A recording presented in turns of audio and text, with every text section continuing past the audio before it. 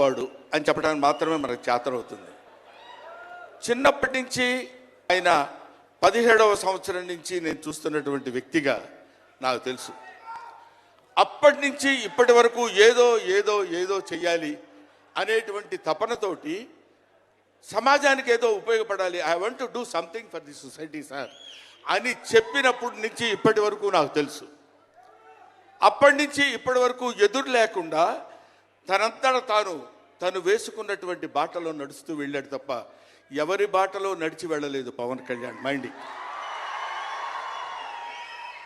తన బాటలో వస్తున్నటువంటి ముళ్ళు, అవాంతరాలు, కష్టాలు, సుఖాలు తనంతట తాను ఎదురు తిరిగి రొమ్ము విరిచి నడుచుకుంటూ వెళ్ళాడు తప్ప ఎవరు వేసుకున్న బాటలో వెళ్ళలేదు.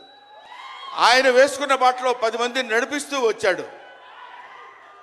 ఒక్క మాటలో చెప్పాలంటే ఆయన ఒక స్వయం శిల్పి, తన్ను తాను చెక్కుకున్నటువంటి శిల్పి.